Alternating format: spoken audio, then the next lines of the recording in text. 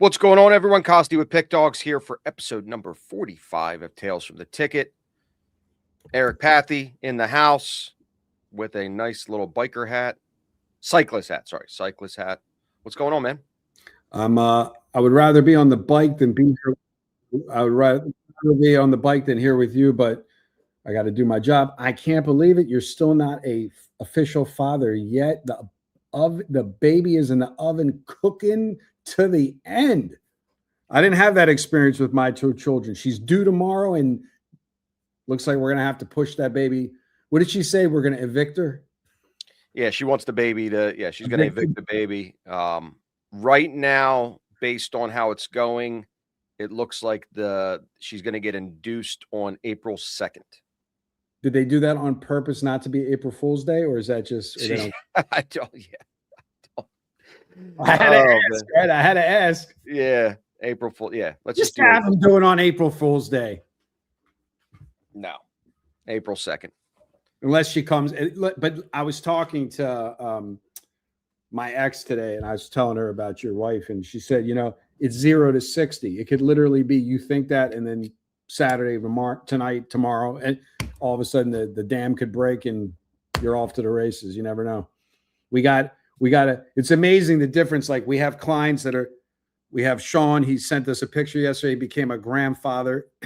It's like we got clients. You're not even insane. What are you reading? You look. I'm reading a question. I wasn't ready so far. Yes, come on. Let us talk about the baby. Forget the questions. Yeah, we'll get. I don't know. It looks like he's posting one of your systems. I was talking to Michael L. out of Pittsburgh this morning, who just joined, and I was explaining to him. We had like a nice hour conversation, and I was explaining to him the insanity that I said to him, "Go look at my comments." He said, so he's an intellectual and has a brain. So what happens is when you have a brain, you ask questions that sound like they make sense if you have a brain. You remember that song, If I Had a Brain? The Wizard of Oz, I think. So he said to me, well, I'm looking at these numbers, and if the results are so good, why wouldn't everybody do it? And I'm like, the guy's got a 6-figure plus bankroll at one of the legal sports books. I said, what percentage of people do you think have a over 6-figure bankroll in a legal sports book that didn't parlay themselves to riches? Putting it, we all know about the guys that stick in $3,000 and turn it into 200,000, right? And I said, it's like 0.02%. I said, you're making the assumption because you properly funded your account and you decided to treat this like the stock market, that everybody else is logical. I'm showing him systems that have an average return of 9 to 10% ROI, and he's blown away by that, where the average gambler expects to make 3,000% return on their money every single day. The average person that trades a stock, if they make $1 a share on their stock, they're excited. The average gambler that bets every day, if he wagers $5,000 in action, wants to make $15,000. Now, Spencer's video that got, I think, like almost 600,000 views. I'll check right now. I'm just seeing how many he's got so far. Spencer, Cornelia, sports betting. All right, so 597,000 views. The takeaway from that video is what? If you bet $1 million on a Saturday in college football or basketball and you make $50,000 or $60,000, you are kicking ass. $1 million, you're kicking ass. So it's interesting because when we talk to clients that get it, and it's always the same question: why aren't there 400 people in your Telegram group? Why are there 40? Like most gamblers want to be right. They don't want to win. They claim they can handle variance. They can't handle variance. And it's interesting. They can handle variance, like this gentleman I was talking to, Tim, the other day. They can handle variance in crypto. They can't handle variance in sports. Yesterday, crypto was at 71.5. Now it's at 68. or 69 even. They can handle that variance. For whatever reason, when it comes to sports betting, everybody wants everything in a smooth line. That gentleman, Michael S. in Florida, he joined. He was telling me one of his biggest problems is he hates losing. You know, the guy we had the PayPal that sent the PayPal, he hates losing. I listen to these clients, so I have content when we do these shows. And it's interesting because I said to him, well, what do you define as losing? And he's like, well, the bet losing. I'm like, yeah, but if you know you have a strategy where you're going to lose more than you win, but you're going to win more money, you're not losing, you're winning. He's like, I know, but I hate losing. So it's like, how do you answer guys that like are so emotionally invested in each and every game? And then you have guys like me that didn't watch one play last week of March Madness and won't watch anything tonight. Well, it's funny you say that because I have some relevance to this to add to your point. I had a client this morning, Keon, I think he's in Florida, and he joined on Sunday. Now, when most of my clients, I'd say 99% of my clients, at a minimum, are month-long subscriptions. Why? Right. Why? Because the variance, that curve that you're talking about, levels out on a month-to-month cycle. And he joined on Sunday, and now it's Wednesday, and he's unhappy with the results. And he's telling me he's unhappy with the results. He expected me, obviously, to win every single day. And then it's the pounding your chest ego thing. Well, I win. I haven't lost in 2 months. And not to interrupt you, are you excited about today? Well, you are interrupting. So you Football's did interrupt back. Are you excited? You did interrupt me. Football's back. What? Football's back. Are you excited? What football? Birmingham Stallions against the Louisville Kings. That's soccer. No, soccer UFL. No, fuck UFL. Can't stand it. You can't get big limits. I don't like any Houston betting. Gamblers against the Arlington. I don't like betting. Baby. I don't like and will not. I've had guys from the Sharp Syndicate circles reach out to me and wanted me to broker their XFL, UFL crap, and you can't get any limits. So what's the point? I don't care if you're a winning handicapper, syndicate, edge better, CLV. If your limits are so low, it's a waste of time for us to broker. That's what I told Michael this morning in Pittsburgh. Who is this Breezy Hill guy? Who is this guy? Beezy Hill. Nobody's more important than Chris and Jay Briggs and Mitch. Thanks for sharing. Thanks for sharing. We love them all too. It's cool. Guys, don't believe the heist. Trust yourself. Chris and Jay Briggs. This guy really must like Chris and Jay Briggs. I was on FaceTime with Chris the other day. He was showing me his cooking abilities. The guy can cook. He loves cook right now. At the end of the Facebook, I was hungry.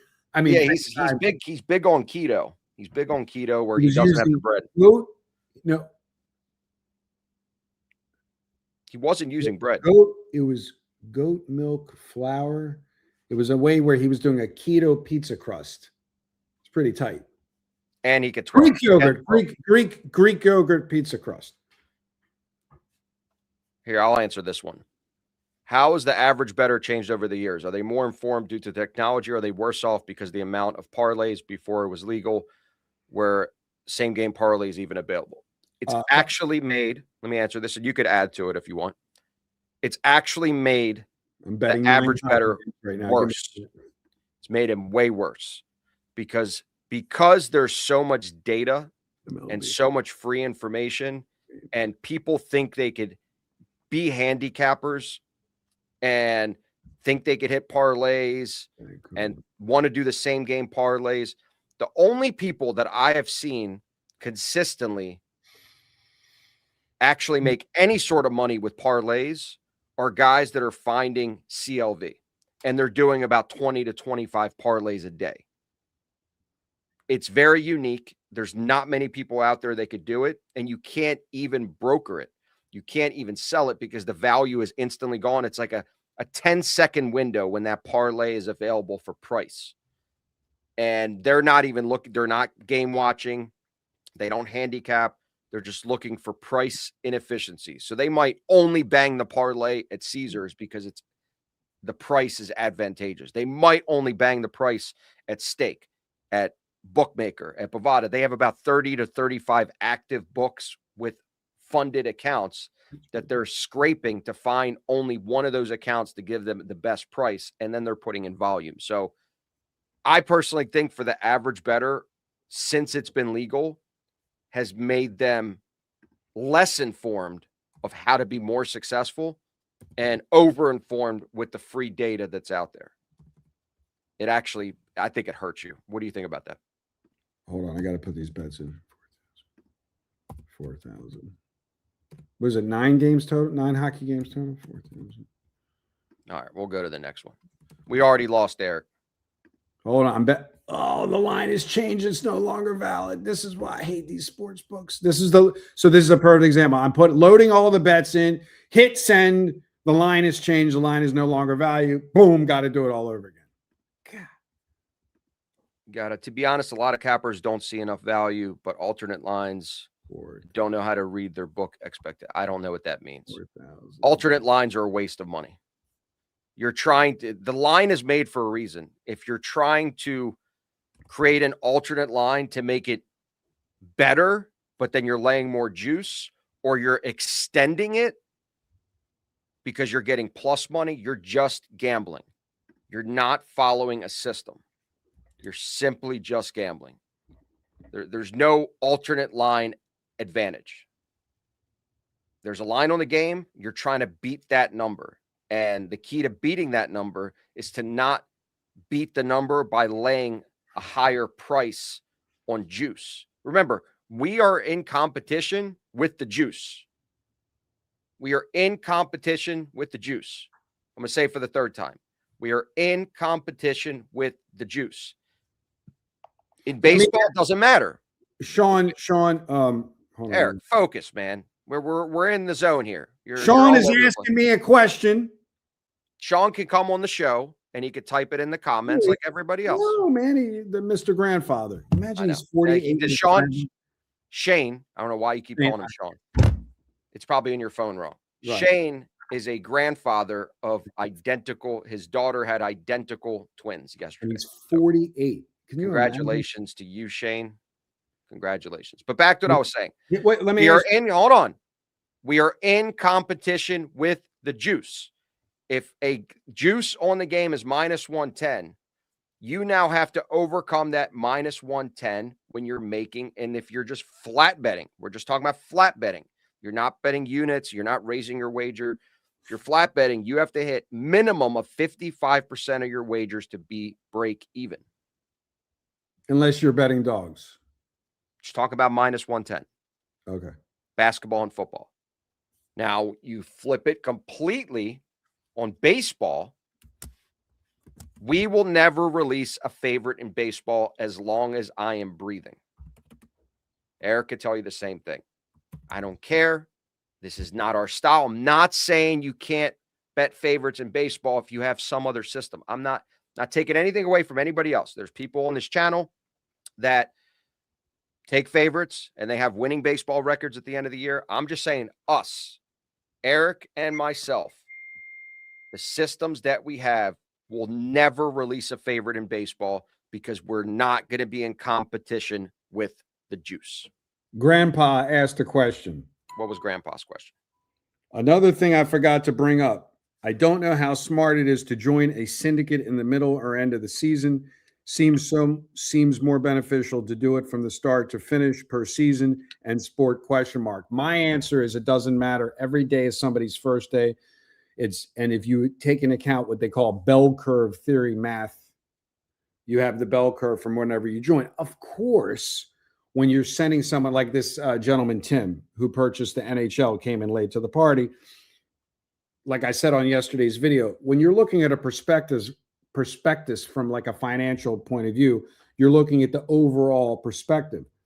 But everybody has to join sometimes. Somebody today is their first stock buy. Somebody's today it's their first crypto buy. Somebody today, it's like saying that I have to buy Bitcoin the day it came out 18 years ago. Every day is somebody's first day. So the answer is because of the bell curve theory, I don't think it really matters. I think it matters on short-term variance where a lot of people get worried when there's a winning streak, quote unquote winning streak, and then they join, and then there's a pullback, and then there's a pullback, and then they say, oh man, if I would have joined XYZ. Now, obviously, if today's the first day of baseball, it doesn't matter, but do I really think it matters? No, because I go to work 365 days a year, and every day is somebody's first day. When they're making the investment into the syndicate, what they're looking at the prior overall record. So, like for instance, if I'm 46% win rate for the season in NHL, and I'm 7-4 this week, and I'm up 5.5 units. And so, like right now, let's say today, somebody joins hockey today. We're 7-4 this week. We're up 5.5 units. You bet a dime on every game. You're up 5,500 this week. Somebody calls today. We have 9 games. It's their first day. They join. This is gambler's fallacy. What happened yesterday has nothing to do with today. There is no streak. I've had this conversation in the past with people. The concept of a streak doesn't exist, especially when you have games at different geographic locations that have nothing to do with each other. The closest thing you can get to a streak is a 3 or 4 game series in baseball. Otherwise, there's no streak. What was it, 2 Thursdays ago you went 14-0? What's that?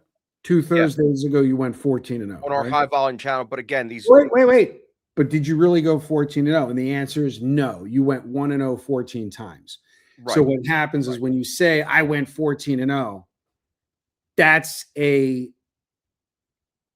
way your brain processes and try to create connections where they're not even there. So if I say I'm 7-4 in the last 11 hockey games, really, I'm not. I have 11 individual games that 7 won and 4 lost, but the brain doesn't process it that way. So people get caught up in this streaks. And the only thing, look, the biggest fake system in baseball is the non-sweep system. So we can tell everybody what it is because everybody thinks they're sharp. So people are out there, and there's a 4-game baseball series, and one side is up 3-0. And everybody plays for the non-sweep, for it not to sweep, and goes against the team that's up 3-0. And usually the team that's down 3-0 is usually the favorite. So now you're breaking our rules where you're betting the favorite to win a game. The line makers make that team a favorite because they know that everybody's going to bet against the streak. And it's a losing system. You're actually supposed to chase if you can get a dog off a win, that's the best bet in baseball, a dog off a win. So if you have a dog that's won 3 times in a row and now they're a dog the 4th time, you want to bet that dog. So why do people do these stupid systems? Because they think that the first 3 games matter. Another thing with baseball, why it's so profitable on the dog side, is because none of the teams care this early in the season. Like the season starts today, but the actual season starts on the All-Star break, the first game back for the World Series. Do you think the Dodgers give a shit about how many games they win or lose up to the All-Star break? It's absolutely meaningless, which is why if you bet on every Dodgers game last year, you lost $13,000. If you bet to win $1,000 on every game, you lost $13,000. And that's why I don't think in baseball it's if they care or don't care. I just think there's too long of a season. It's too long of a season, and the good teams lose 60 games. The good teams lose. So if you know, like I was telling Michael today, I said if you bet every dog every day, like as of it, for all you guys that are subscribers to our baseball, so far there haven't been any releases. The group hasn't come with anything. But if you bet every dog every day, there's 11 games today. The odds are you'll be 5-6 or 6-5, or you'll be 4-7, 4-7, and you'll make a little money, or break even. And when you look at high volume dog betting, I'm going to show you guys. And somebody asked a question yesterday. What do you do? I think it was Ryan in Baltimore, and he's up the street from us. Mhm. He asked Ryan Cushing. He asked, "What about when it's minus 110? Minus 110 is not an underdog. Minus 110 is a favorite that you have to bet juice free. Now, some books have 10-cent lines, some books have 20-cent line. Some books have 5-cent lines. That's very hard to get in baseball. But what happens is I'm logging in right now to baseball. And we'll get to your questions, guys. We actually have a special guest coming on the show, Brad Francis himself. He's going to be talking about Nerfys and Yuries, which is really cool. I want to hear his side of how he draws that data. But we will get to your questions. This guy has asked a question 5 times. It's very important. So I'm going to post it real quick. Go ahead. I think this is one's for you, Eric. I'm going to read it to you. Question about system and future games.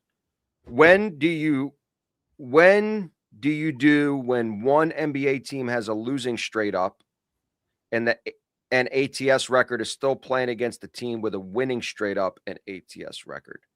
Take the loser dog. Trying to understand it. When one NBA team has a losing straight up and so they have a losing straight up and ATS, and they're playing against a team with a winning straight up and winning ATS. Take the loser dog. Hold on, because let me read it without you talking. Losing straight up record and ATS record, and okay, losing straight up and ATS record, and is playing with a winning straight up, playing against a team with a winning straight up record, and then winning eighth. No, you take it depends on what the line is, but you would take the team with the winning straight up record and the winning ATS record, unless it's double digits or more, then you're looking for value. Like, why do I have the Kings tonight? It's a value play. You're not betting on the Kings, you're betting against the other team. Orlando's trash. You can't lay those kind of numbers with Orlando. So again, a lot of the systems which allow me to be 62% for free on YouTube, it's not that most of the time you're not betting on the team, you're betting against the other team. It's who not to bet. Yeah. Mr. Illinois Tyler. is trash. Illinois is just. Would it be smart to go offshore? Absolutely. Illinois is go offshore, use crypto. Tell everybody about Illinois, about the guy that bet 500,000 on the Super Bowl. They tortured him. He sent in 500,000. It was actually more. So he sent in. He had a total of $1 million. This wasn't this Super Bowl. It was the Super Bowl prior. And before they would allow that sort of deposit, they had to make sure they had to basically do like a credit check on his businesses to make sure that he was not putting in the last $1 million to his name for a single bet. And they allowed it. Once they did, they had to go through a whole process.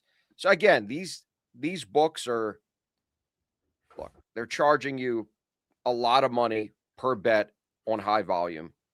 You're basically burnt because you're putting yourself in a position where if you're a high volume bettor, you're making less on the profits. They're just trying to gouge you even more. It's a waste of time. Go offshore. All right, next question. If you put bets in at post, a lot of good questions today, guys. So appreciate you guys. Can I answer? Wait, can I answer the first one? Can we go back to the first one? The Illinois guy. The 50-cent per bet fee implemented in Illinois starting in September of 2025 for high volume significantly increases the break-even point for bettors, particularly on smaller wagers. It changes the break-even percentage from a standard 52.4% on minus 110 odds, ready, to 57% for many casual bettors, making long-term profitability impossible for small stake bettors. Here's the 50% fee and how it affects your break-even point.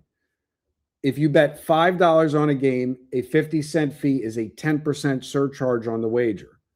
$10 bet, it's 5%, $20 bet. So what you're actually doing is the 50% fee when you're a whale, like the gentleman that sent in $1 million, is negligible. Yeah. You are basically getting, so if you're a $5 better with the 50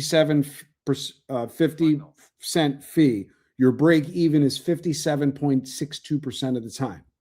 Now, the best sports bettors in the world that bet spread sports are 57% at the end of the season. So Billy Walters, David Miller, Micah Smith, Troy, 57%. That becomes, they're making millions at 57%. You're breaking even at 57% if you're in Illinois. If you're betting $10 a game, your break even is 55%. If you're betting $50 a game, you're betting 50, your break even is 52.9%. So the point is, if you're going to keep betting in Illinois, bet $100 a game minimum. Yeah. That you're priced out of betting. Or go offshore. Offshore. Right. All right. Next question. If you put bets in at post, I think books will think if you're a recreational bettor, if you play the games earlier when the lines are posted, you'll get better CLV, but I think you'll get limited quickly. No. So the limiting comes from, you could lose and get limited. Yeah, the limiting actually, if it depends what you're betting. If you're betting tennis at post versus early to get CLV, you're going to get limited. If you're betting college baseball early versus at post, you're going to get limited if you're getting better CLV. But if you're doing the main market stuff, a lot of pro bettors still bet at post because the line is still better for them versus betting it early. Remember, the early betting only matters for football, college football, and NFL. And really, that's it nowadays. Yes, you get a little bit of value with college basketball. NBA is a waste of time because of the player rest management, load management, injuries. You don't want to bet NBA overnight anymore. Years ago, it was like David Miller would tell us he used to bet NBA overnight for many years. And now in the last couple of years, he doesn't do it anymore because there's no value. Yeah, you could get better CLV, but then they pull the player, they pull two guys after shoot around, and now you're stuck with a bad ticket. So I think this only really matters if you're going to get limited. Back to your question, don't do sub-market sports, don't do props, and don't, like, for instance, the gentleman that joined arbitrage. The gentleman that joined this morning from Pittsburgh, big tennis bettor, got limited because he was betting tennis, and that was like that. Just and Justin, yes, Pokemon is a insane, skyrocketing hold price. It's insane. Buddy of mine's really into breaks.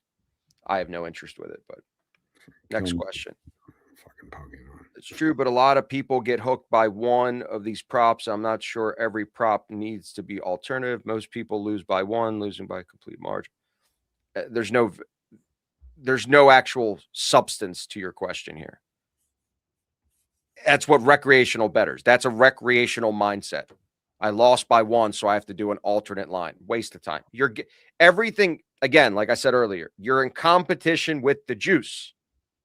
So why would you make your juice more than the basic minus 110? And I'm not talking about individual games winning or losing. I'm talking about 1,000 game sample size. If you're increasing your juice, you're going to lose money. We're looking at long-term here. This is not like, I had a guy, I logged into his account once. He said, I can't win. Can you analyze my account? This was like one football season where I'll log into somebody's betting account, and look at especially if their credit, I can log in. Right. And I said, he goes, I don't understand. I'm 50% and I'm getting killed. And I said, yeah, I understand. I said, why are you buying a point on every game? He says, because I win more games. I'm like, dude, you're buying a point on every game. You're going from like 110 to sometimes 35 cents. Of course you can't win. Like, he didn't get it. He thought it was like a steal that he could buy a point on every game. So there's people out there that do stuff that just annihilates. Shane actually followed the instruction. He actually went online instead of texting you for questions. But he was at the gym. Eric, this for you. Are the costs prorated when you join in the middle of the season? Depends if I like you or not. Of course they are. Of course. Next one. Thoughts on no home runs early in the season? I don't know. We're gonna bring Brad on. He's gonna talk Nerfy shit. Yeah, Brad will be on. We'll ask him this one. So I'm like, where is he? He's coming. He's going to come in on the second half. It's the second half. It's already. I believe last season betting every dog was not profitable. However, home dogs were insanely profitable last season, about 9% ROI. Well, we can flip that. I believe last season betting on favorites was not profitable, just like every season since the beginning of baseball. All right. At a 10K bankroll 1 month with you guys, what can a person actually profit if you charge 1K? I mean, if my aunt had balls, she'd be my uncle. These questions are like, I mean, past performances are no indication of future results. It goes back to what's your Kelly criterion. Are you betting quarter Kelly, full Kelly, half Kelly, 3/4 Kelly? Again, when I say that, it's like Chinese to people. Remember, profits don't matter. Percentage risk on profit matters.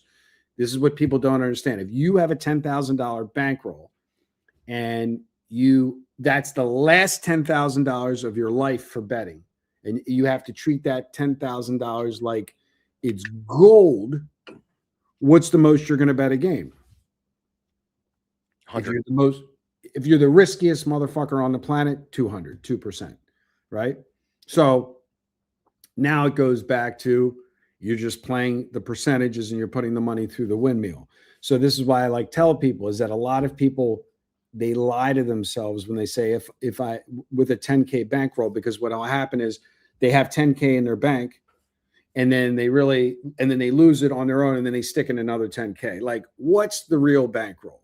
If the bankroll should be the I'm done when I lose this money for 6 months bankroll. That's the real bankroll. Gentleman calls me today. He says, I have $150,000 in my FanDuel account. That's his bankroll. Now I have a place to play. But do I think the $150,000 is his bankroll? Fuck no. It's probably 1.5 million. He chooses to have $150,000 in his account. I could already tell from talking to him, there's millions and millions and millions behind that. So once you establish that there's millions and millions behind that, you can be more aggressive because the amount of money in your account isn't really your bankroll. You can play as if. So I have clients that have 30 grand in their FanDuel account. I mean, I'm making this up as an example, but the guy's got 3 million in his checking account. He plays the 30 grand, like from a money management point of view, would look like the dumbest player in the world because he's pressing every bet. He can just transfer money right in if he loses. He just doesn't need to have the money sitting in his account. So you have to really define what the bankroll is. A lot of people kind of lie to themselves on the bankroll, but if 10 grand is your maxed bankroll, then you're betting $200 a game. So if you're paying $1,000 for a month, you're basically paying one bet a week. It's $250 a week on a 4-week, $200 a week on a 5-week. So it's not about what you can profit. It's about what's your break even. Your break even is one net winner a week on minus 110 odds, not counting the fact that you could be betting dogs in baseball. There's a long answer to a simple question. And there he is, Nerfy, Yuries, Lurfy, Smurfy. Talk to me about all this. What's going on? Hold on. Oh, man. Hold on. Brad, he's too excited. He hasn't been on a show with you in a very long time. Yeah. Can't even introduce my man Brad. First of all, it's good to see you. It's good to see everybody. You want to, for all you guys out there that are number guys, 3 people here. All 3 people are 10% of the global population. So let's see if somebody don't answer in the comments. I want everybody to answer in the comments. You have 3 people here that are 10% of the global population. I just gave you a tip. 10% of the global population. Very odd. But I also find that in addition to being presidents, there's a lot of professional sports gamblers that are in the 10% of the population. I wonder why. I know what it is. Mike is also part of it. Do you know what it is, Kossi? You don't know? Go ahead. Tell We're me. lefties. Oh, you figured it out. Yes. Yeah. Left-handed. Are a lot of gamblers left-handed? Left-handed people? Oh, and it seems in the pro. So, they say there's a predominance of presidents that have been left-handed. Mm-hmm. I noticed Mike is left-handed. Costi's left-handed. We know you play golf right-handed, Costa. We know, but you're left-handed. I'm left-handed. You're left-handed. It's 10% of the global population. I don't know if it's a brain thing. I see a lot of people when I go to these sports betting syndicates. I walk in, they're all writing with their left hand. I'm like, damn, such a small percentage of the population, but I see them all gathered in one place. It's kind of weird. Maybe lefties are more like inclined to take risk. I don't know. Could be Gotta look into it. I do want to ask. I watch Tales of the Ticket every week. Costi, why does Eric always interrupt you, man? You know, He literally interrupts me.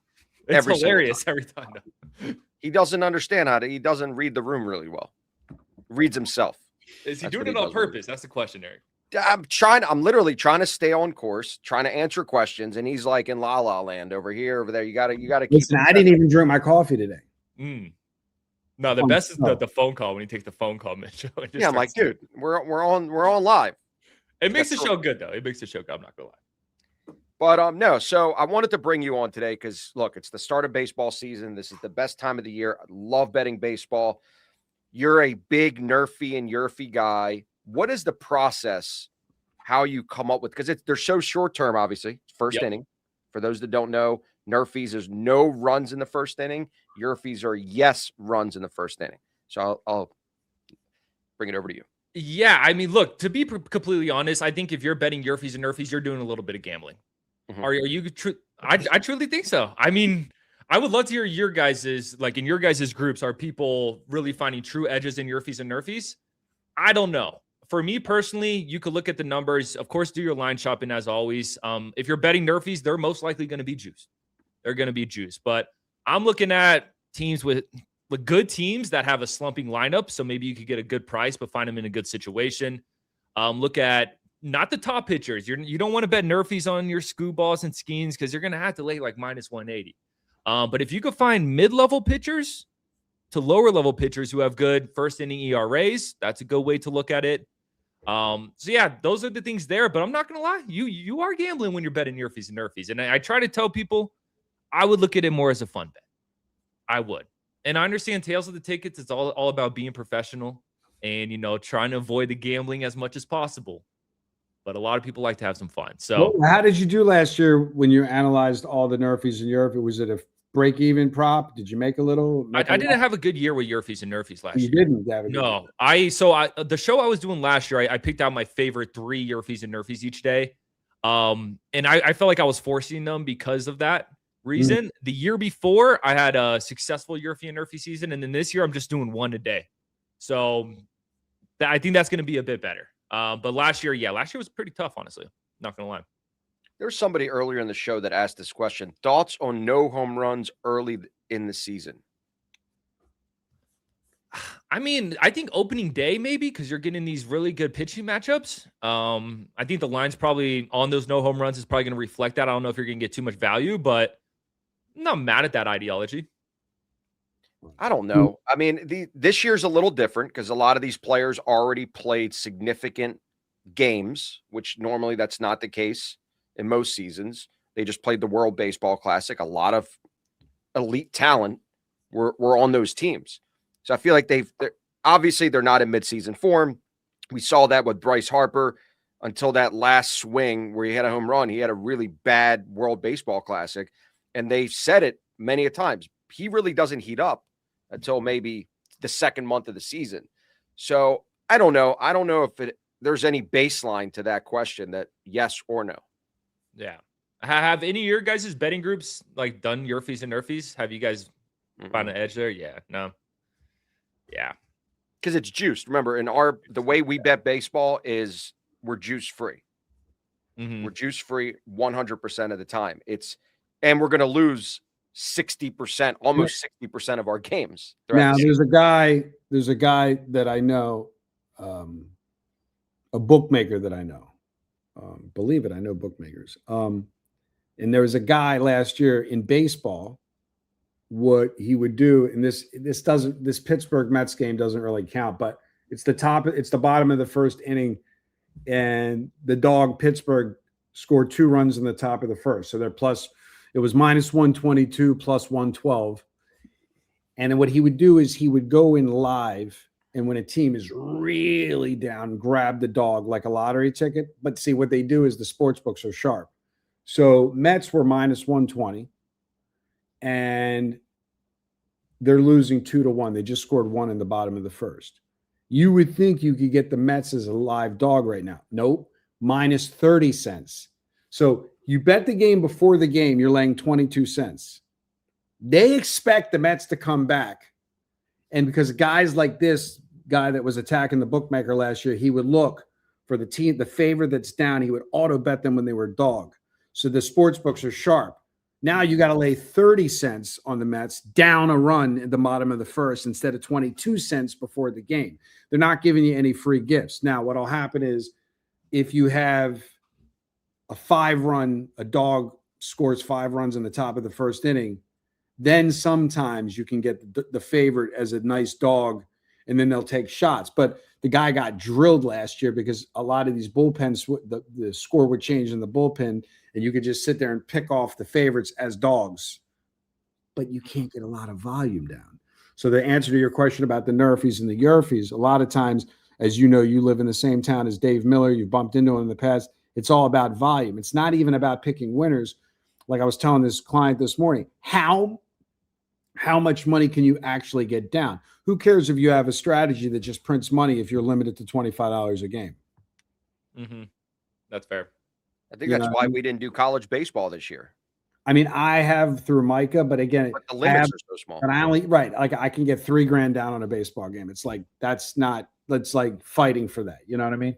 Mm-hmm. And like Micah went last weekend, I think we were like 6-0 in women's March Madness. Like talk about trying to get money down on women's March Madness. I'm laying like 53 points in these games. It's nothing. Let me answer, Matt. Have you guys had any experience or people with big name offshore books not releasing funds? I personally have not. Have you, Eric? No. Yeah. They're in such competition with the legal sports book that the last thing they want to do is. Well, I think he means legal sports books. What's that? I think he means legal sports books. Big name offshore books. Offshore. No. Offshore. I'm sorry, I didn't see that. Okay, got it. Yeah. Not personally, no. I think that was a problem back in the day, but these days, not anymore. Yeah. So if you're in Texas, you have to go offshore. First of all, we don't recommend books other than say it's easy. Use Google. Everything you would have to go offshore. You have to learn how to use crypto. That is your easiest way to get money in and out. There's a lot of sites out there now. I mean, we don't promote sites. We're not affiliates to any of the sites. So that's why we don't tell you who to use. But if you do your research, there's 5 to 10 of them that are very, very solid. But I always recommend crypto. Yep. You have to learn how to use it. You guys are crypto guys, right? Yeah. Yeah. I'm buying right now. I still got faith, a little dip, but it's all good. When do you think we're back? When do you think we're back to over 100 G's? I know this is a sports show, but we talking about. Here's so this is an interesting. I'm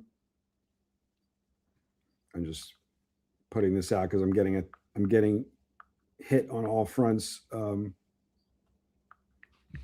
Before Eric, here's the answer: is go ahead. Is that it's the best performing asset of any asset, Bitcoin, not crypto. So that's the thing when people say crypto, there's shit coins and meme coins. And then there's Bitcoin, right? Yeah. So obviously I did all the wrong things. My daughter just turned 18. The first year of her birth was when crypto came out. Costi ordered 400. I think would you order a pizza? Why do you got to bring it up? We got to tell Brad the story. Tell Brad the story before I get. What'd you do? How many pizzas did you get? Pepperoni, mushrooms? There were no pizzas. I mean, there was. I used to use give everybody the story. In 2008, I was a very big advocate for a site called Silk Road. Okay, yep, I know that. Back then, I would partake in party favors, and Silk Road was able to deliver those party favors. And I chose to make a deposit of $4,000. Which at the time was 285 Bitcoins. And I chose to use those 285 Bitcoins to make those purchases on Silk Road instead of just holding. Now, to be fair, this is before Coinbase. So Mhm. this is before cold wallets. This is before all these any type of wallet. Period. You had to use a site called MTGOX, MT period GOX, and they were out of, I think they were in Japan or somewhere over there. And that site, so basically, if you didn't have some kind of extreme cold storage where you figured it out, because at the time there really wasn't, they were just hold the money there, hold the crypto. They got hacked for millions of bitcoins and millions in dollars. And so if I left it in there and I wasn't sharp enough, which I don't think at the time I knew that much, I probably would have got hacked anyway, and the site got shut down. But yeah, back then, for those that are crypto guys, to deposit money into the exchange, I had to use this site called Dwala. So it would go bank account, Wells Fargo, Dwala, MTGOX, from MTGOX to Silk Road. That was the process, and it took about 2 weeks to fund accounts. So yeah, at one point I had 283 bitcoins. That's wild. You could have been rich. Coulda, woulda, shoulda. Hindsight's 2020 though. Yeah. Yeah. How about the guy that bought pizza with? I think it was way more than that. I think he bought pizza when maybe 500 bitcoins. Damn. And then we had in 2018 a client owed you for a package for one of our syndicates, like 100,000, and she sent it in Bitcoin, and it was 7,000 a Bitcoin at the time. And then we just used it as a method of payment. We just took the 100,000 and swapped it, paid the people we had to pay. Because look, we're buying games from syndicates. We have to pay people. It's not, if I had kept every Bitcoin that was used as a method of payment, of course, but it's, the flip side of it is a lot of the sports books took the heat, Brad, because, so a lot of the sports books by nature are gamblers and they're Bitcoin maximalists, right? So for all those that don't know, I've been to Costa Rica like 50 times. I'm not going to name the specific sports books, but I've physically been in the majority of the offshore sports books offices that you guys bet at today, sitting down, talking to the owners 20 years ago, 30 years ago. And a lot of these guys were Bitcoin maximalists. So what happens? A guy, sends Bitcoin to XYZ Sportsbook, 20 grand. They put 20 grand US dollars in his account. They don't sell the Bitcoin, they hold it. Well, so this is their second runaround. So they did it, I think it was like 60 down to 30. Now it's 120 down to 60. So somebody sent, a sports book $100,000 on October 26th. It's funny because today is not funny, but today is the 26th. So the high of Bitcoin, I believe, was October. I'll give you the exact, since you asked. October 6th.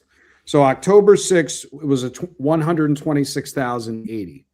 So October, November, December, January, February, March.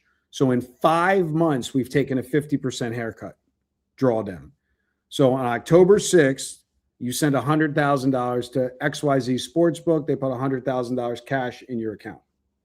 You think the sportsbook sold the Bitcoin? Fuck no. Yeah. They got that 100,000, which is now 50.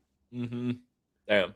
So they had a 50% drawdown, but long term, does it really matter? No. Nah. Just hold it. I would tell people that social media is great to inform you, but it's also will drive you crazy. It pushes the panic. It pushes the fear. I was talking to somebody, one of the guys who runs a sports betting algorithm, and he's like, yeah, the algorithms are great. They don't have fear and they don't have greed. You can't shake somebody out of a position. It goes back to say, look at the Mets game. Remember I said they were minus 130? Mm-hmm. They were down 2-1, bottom of the first. Now it's 5-2. Insane game. The total was over. You were talking about Nerfys and Yuries. That's the other thing with totals. You can get beat up on totals because the total opened at over minus 112, then went to minus 122, settled back down at minus 120. So now you're laying, 20 cents even, and you're sitting there and you're cocking. You're like, oh, I'm pushing right now. This is what if the game ends, it could end like this, 5-2. Yesterday, so far we haven't had a winner in baseball in the total. Yesterday it was 7. The game ended 7-0. Right? It's the same thing yesterday. They Small were sample size, Eric. get it, but the point is don't lay juice. Don't lay juice even on the favors.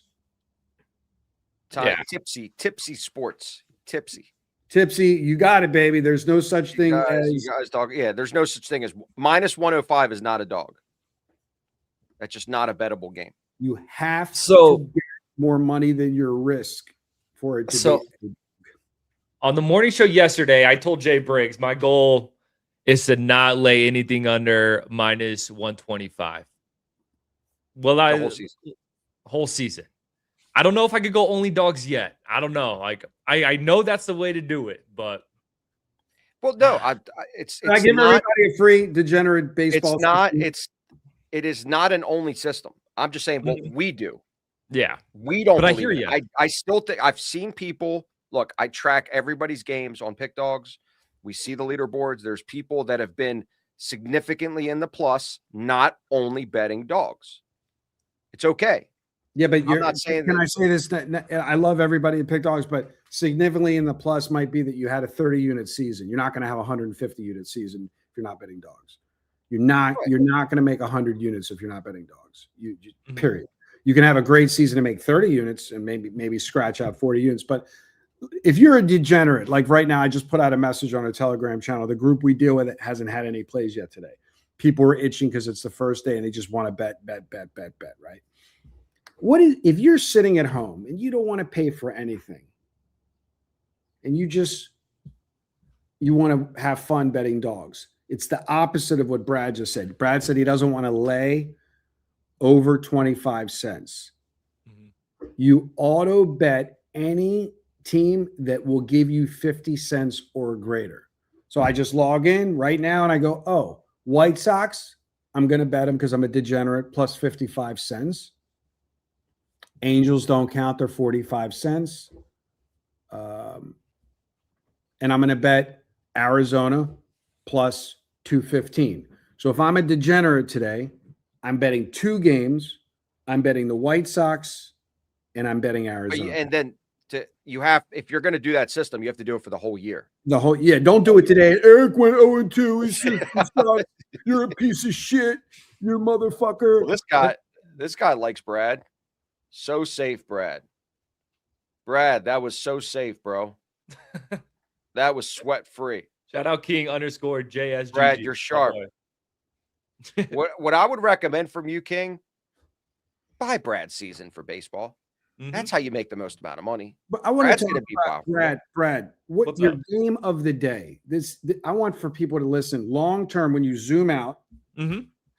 Brad has a bad habit. I'm going to call Brad out right now on the show. I love you, Brad. You got this bad habit. You did it today. I was going to send you a text like, dude, you did it again. You're like, man, I'm not going to lie to you. Wednesday was tough. Like, dude, bro, yesterday's fucking history, man. I know. Why do you obsess about yesterday?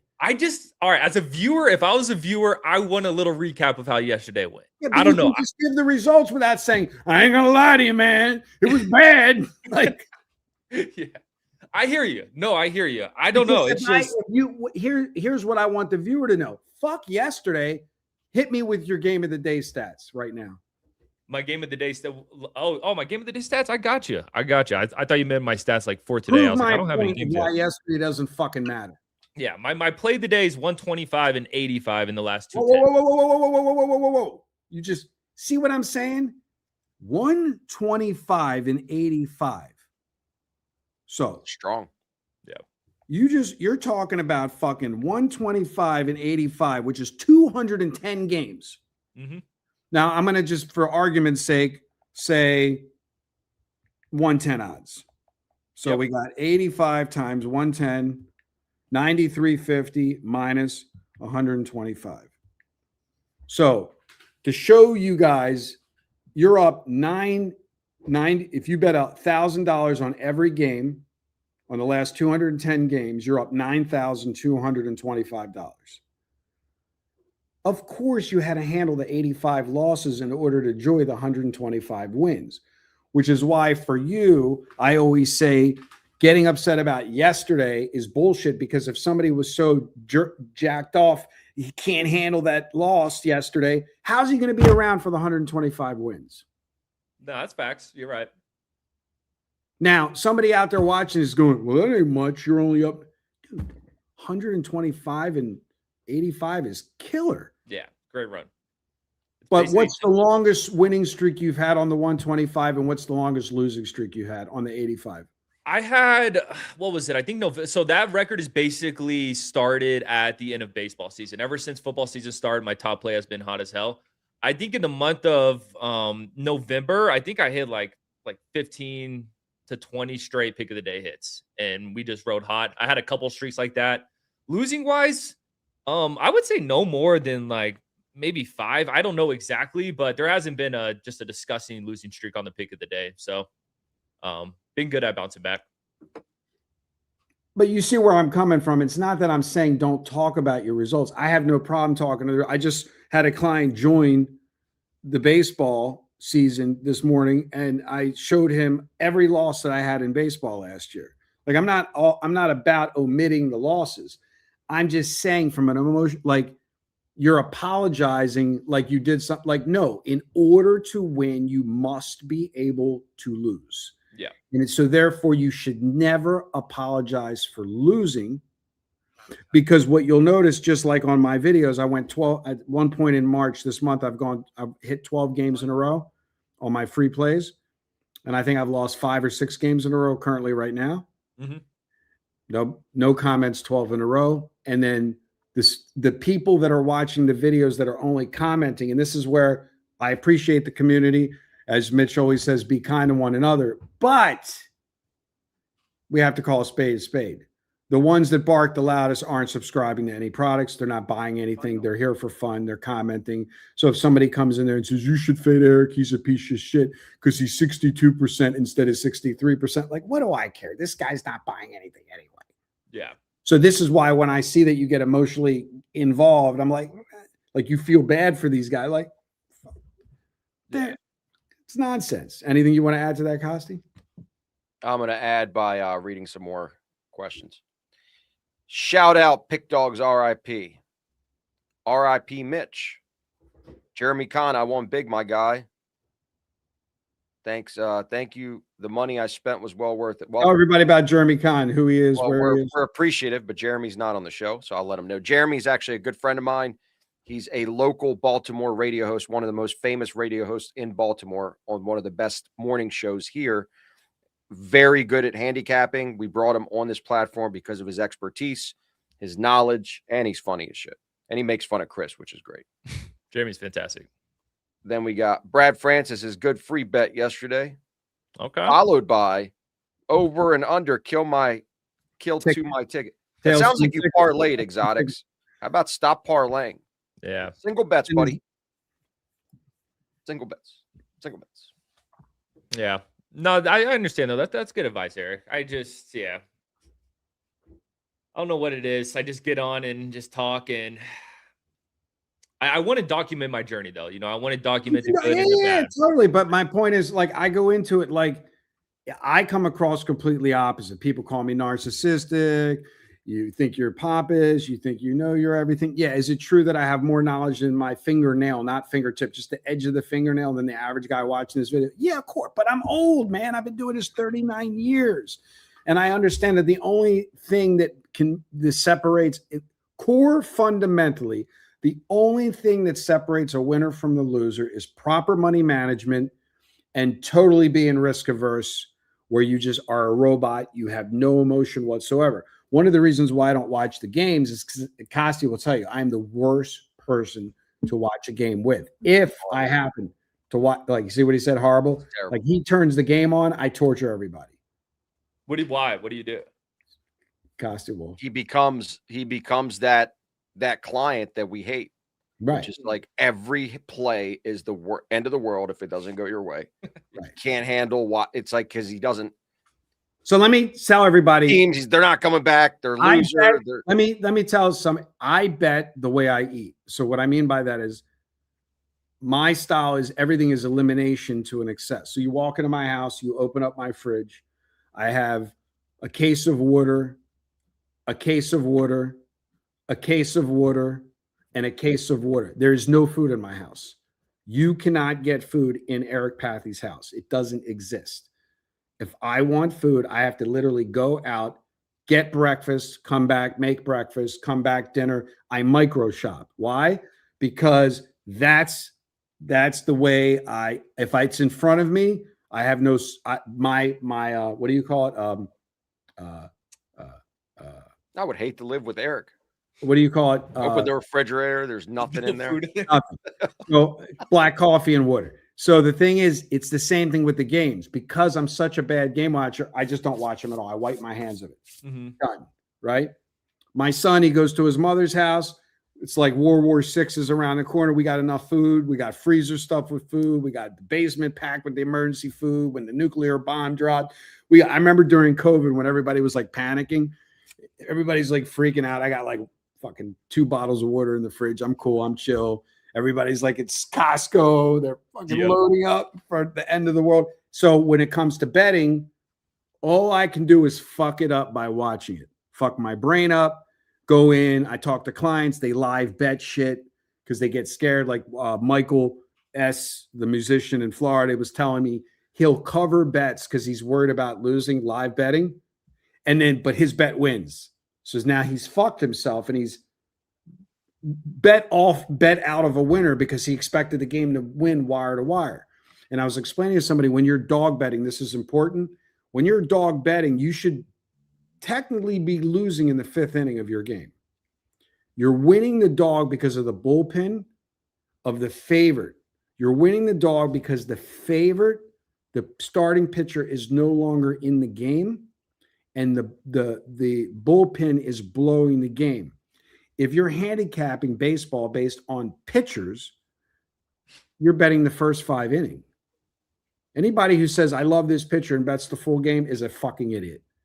You're betting on a pitcher that isn't even in the 7th, 8th, or 9th inning. Why do you think they have a first 5 inning line? So when people that are new to betting baseball will text me and be like, man, this is not looking good. We're down 3-1 in the 5th inning.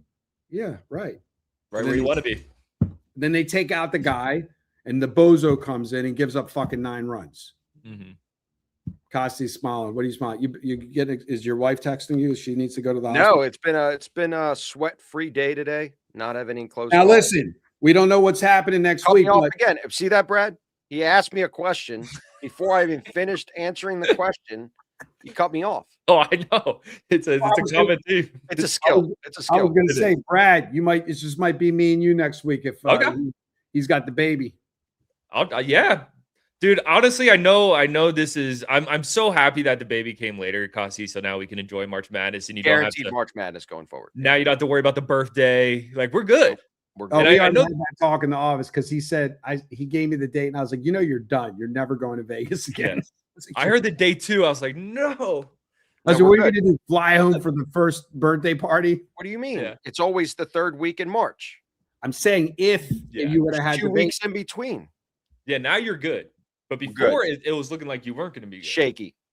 It looks like that first Thursday. We're good. It's her birthday, Yeah, we're good. Yeah, you're good. I will say I agree with you, Eric. I'm a micro shopper as well. I'm a go to the market every day type of guy.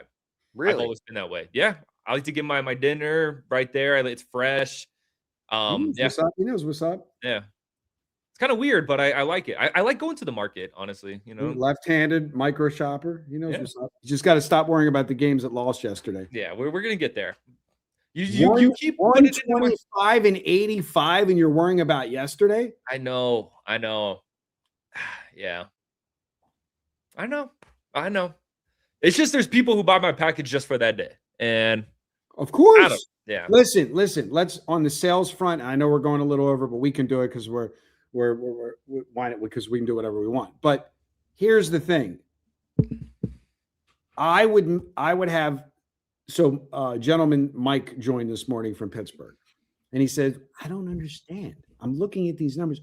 Why don't you have like 400 clients? One of the reasons is how I make the information accessible by only allowing clients in monthly, weekly, seasonally. You're separating the marathon runners from the sprinters. Now, I understand the business of selling information, and obviously you have people that want to buy and they live in the now and they live in the day.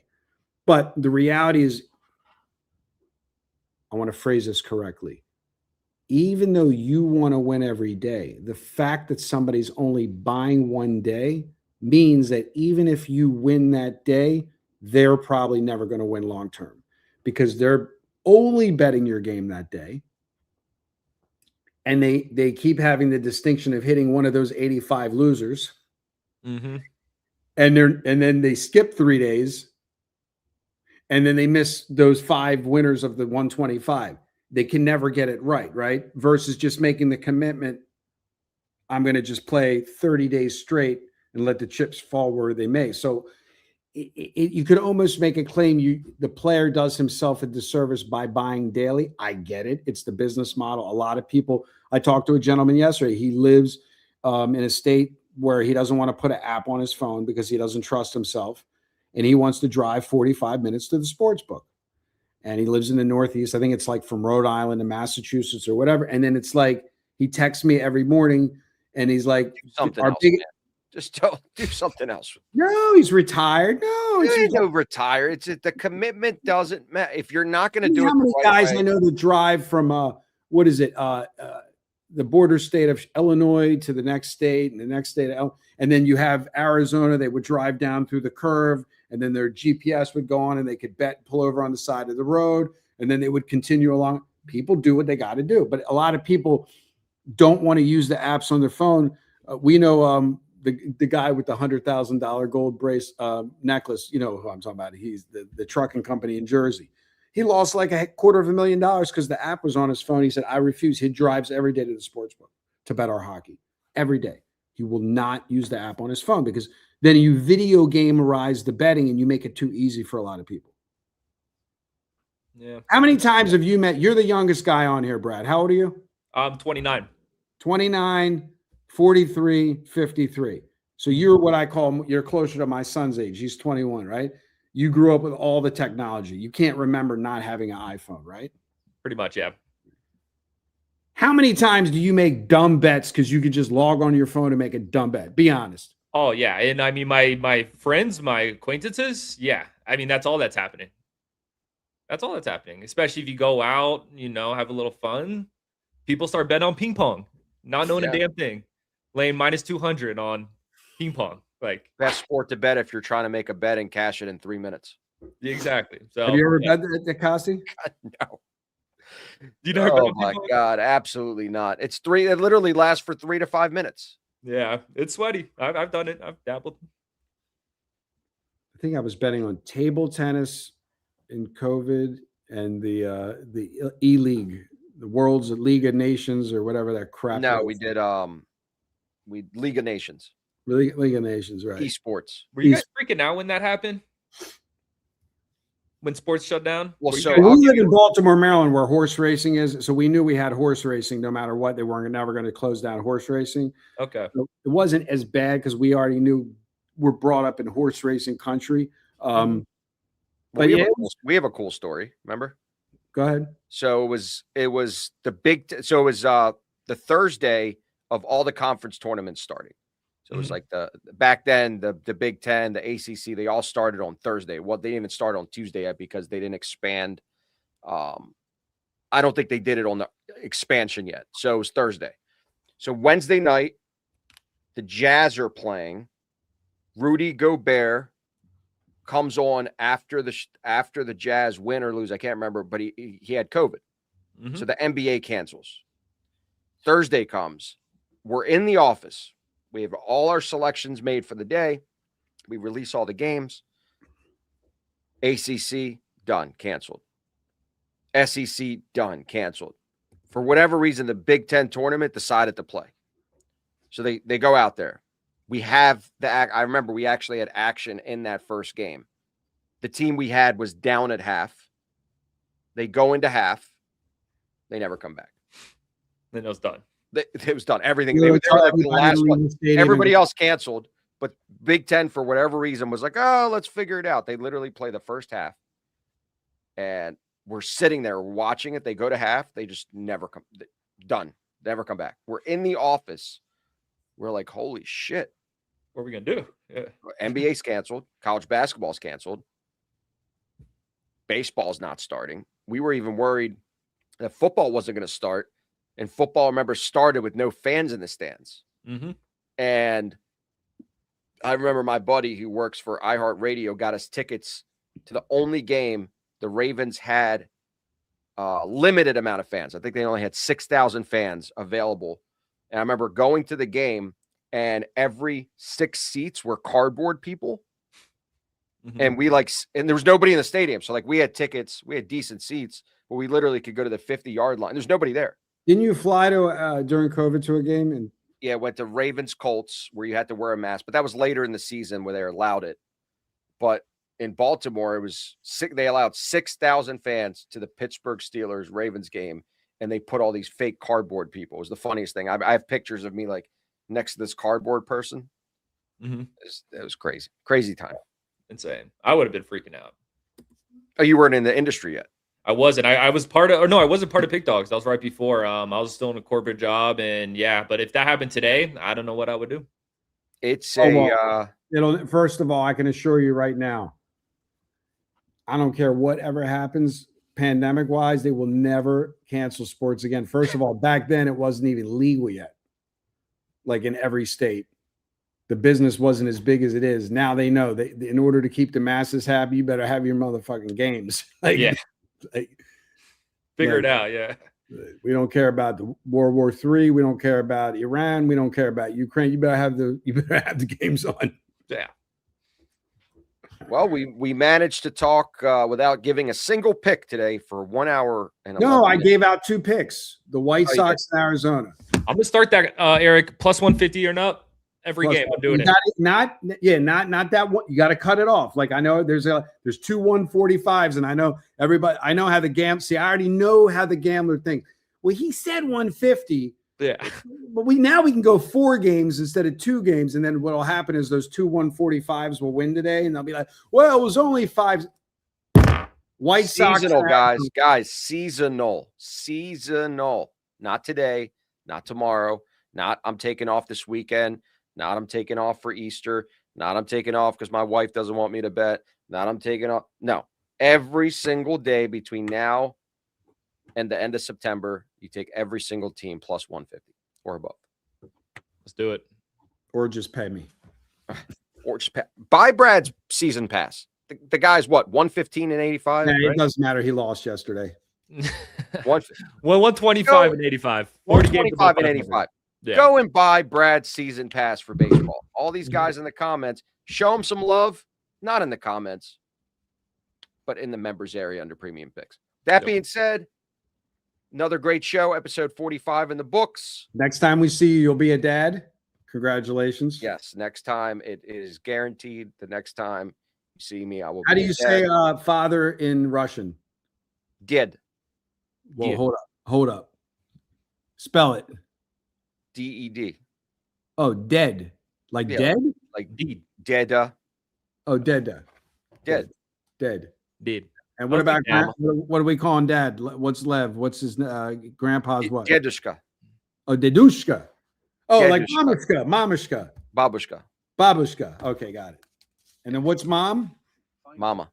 Oh, that's it. That's it. Okay, got it. It's the same in every language. Got it. Brad, any last words? Appreciate y'all having me on, man. It's good to chat with you guys. And yeah, let's have a good baseball season. The grind Let's do starts. it, man. You got it. You guys, thank you for joining.